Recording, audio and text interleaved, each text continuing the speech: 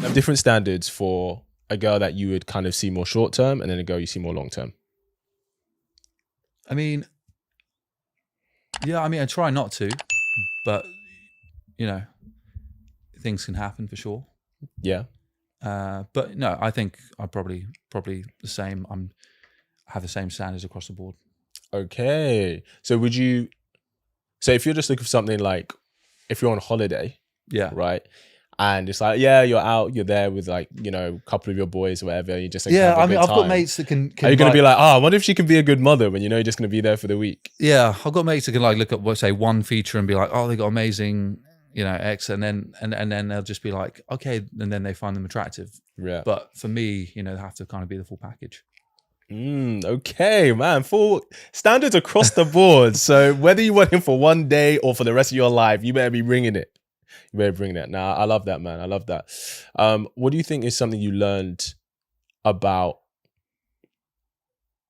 What's something you learned about relationships, especially for you as the man in a relationship, like in your experience from previous relationships, from times you've dated, like more kind of just very chilled? Like, what's something that you've learned that you're like, okay, this is what I want to bring now moving forward for the woman that you choose? Yeah, I think the things that are important are like communication. Yeah. Being a bit level-headed and understanding both sides of an argument. Yes. I don't think before I was quite stressed person. Okay. And I just don't think there's any point bringing that energy. I actually said to my brother the other day, I was like, I can't actually remember the last time I got like crazy angry. And he actually said, because you're not in a relationship. But, but you know, I think there was other factors. I think it's just, I think as I've got older, yeah, I understand, you know, my triggers, what could trigger other people, those type of things. And, you know, we all have bad days. We all have different things that can happen. Yeah. But I think, yeah, being in a relationship moving forward, yeah, I just wouldn't want to. What's the point of living your life with like additional stresses or any of those type of things? Yeah. I understand there's going to be stressful situations. Yeah. But I think I'll be able to kind of deal with it much better. 100%. Not saying I was a crazy person or anything. Yeah. But, you know, when you're young, you know, everything's very intense. Yeah, everything like a can big deal. Be quite reactive. And yeah, now I don't see any reason to be. Yeah, it sounds like very much not the stress things have changed, but your mindset has changed in regards to handling them. Yeah. So what was that point for you when you kind of, you know, were able to make that shift for you so that you're like, okay, this is happening, but you have confidence you can handle it? I think, well, within my first breakup, basically, it, you know, hit me pretty hard, reacted to it quite heavily. Yeah. And that was it. But then obviously going into this, being a bit more mature, you know, I was fine, communicated, and yeah, it was much better. Yeah. Okay. So was it mainly like communication on your part, as in you're like, okay, you know now how to better communicate things for you?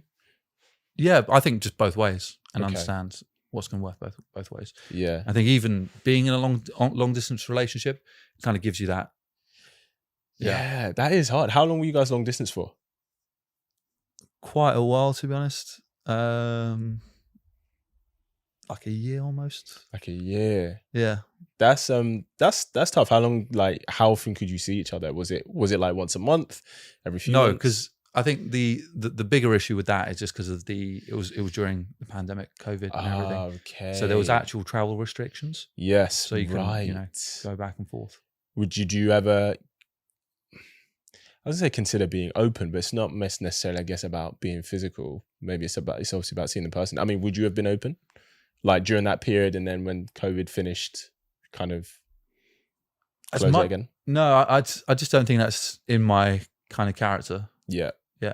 Yeah, it's a tough one.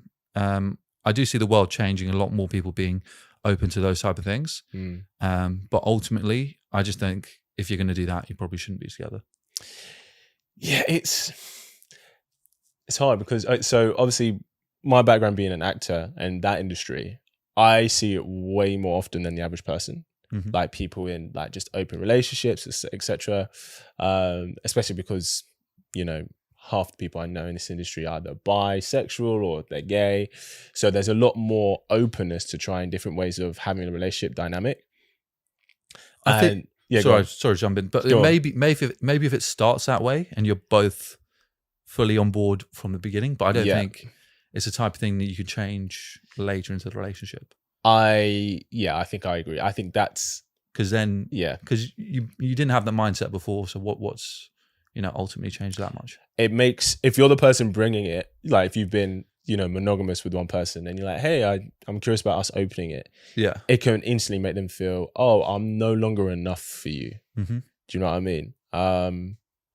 Yeah, I wonder if, I don't think I've ever heard it happen that way. I think I've only ever heard it, I've only ever heard it where people start open and then become monogamous, or maybe they've been monogamous to each other, they're married, they've got kids now the kids are kind of out, and now they're like, okay, let's explore opening up, like after they've been together for I do get it. It's while. complicated. Obviously the stats are crazy, X amount, like 90% of marriages end divorce, and I don't know if that's the exact quote. It's 50%, 50, but it's still quite high though. Really? Yeah, I swear it was way higher than that. No, I mean 90%. I think maybe 80, it's America. 80 or 90%. Maybe it's America's stat. Yeah, that place is crazy. It's true. It's true. Do you want to get married? Would you get married? Yeah, definitely.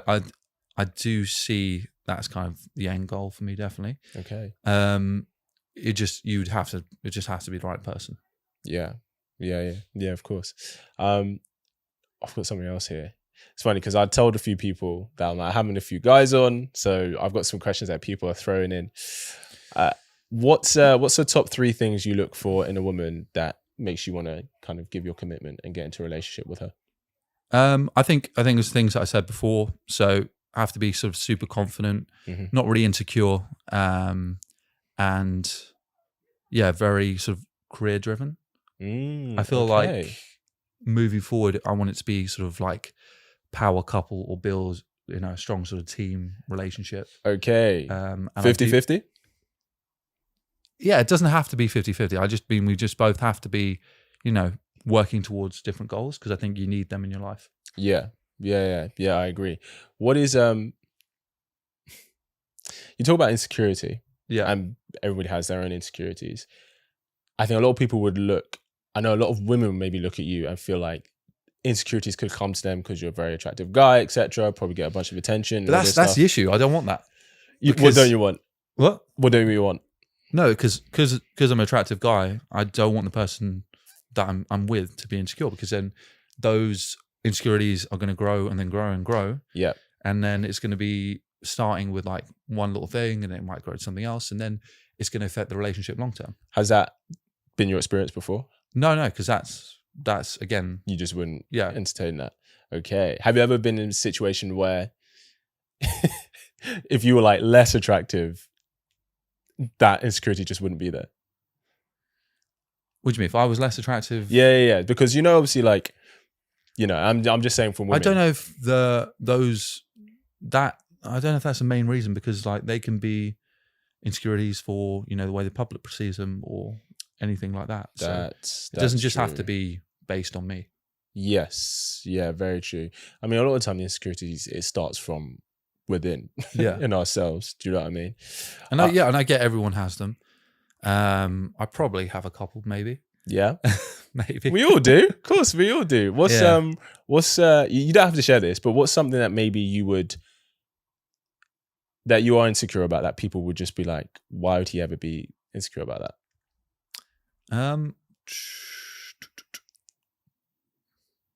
Don't know, to be honest. No. Nothing massively comes to mind. That makes sense. Because I just think, if you have them in the back of your mind, then they're going to manifest into something bigger. So I tend to have the mindset of just, don't have them, have a positive mindset, and then move forward. Yeah, 100%. Obviously, you work in the influencer social space, and like, how long would you say you've been in that space for you? I would say like 5 years, but it's probably been like 7-8 years now. But it's always been started from like modeling, and then posting a few pictures here and there, and then just kind of growing it from that. Yeah, and do you obviously enjoy being in that space? Yeah. And I've also been on every side of it. So talent manager, in the business side, and now obviously with Pinkfluence, yes, with the app as well. Yeah. What's your favorite part, like department you've been in? that you said from different sides you've I like worked looking in? at the whole industry as a whole. It's definitely here to stay. Yes. And seeing the growth from, I think Instagram came about when I was at uni, and it was like completely different, where someone would just take a picture of their everyday life. I remember there was like one picture on my feed of like a broken spatula, as an example. Oh yeah. It was when it was literally take pictures of everything. Yes. And I unfortunately didn't really understand it right then and there, even though I wrote my dissertation on it, like invertedly, like I wrote it on like viral marketing and the effect on the consumer purchase decision. Yes. Which is more like the guerrilla marketing ads back then, which eventually turned into influencer marketing. Right. But yeah, I didn't see the value for myself. Yes. In terms of posting. So I actually deleted my Instagram. No and way. I was completely removed from socials for so long. Why'd you delete it?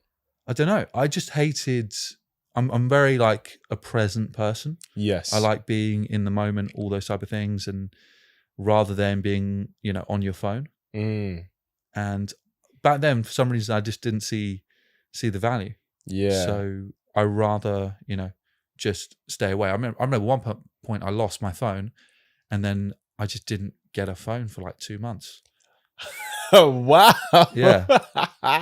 Now so many people would be so lost without it. Yeah. How was that? I had one to just call people. Call people, yeah. But I didn't have like any apps or anything like that. Hope you really enjoyed that clip. If you want to watch the full episode where that clip is from, then I want you to click right here where you can watch the full episode. And if you're ready to claim your man today, enroll in my program below, and I'll see you there. Wishing you an amazing day.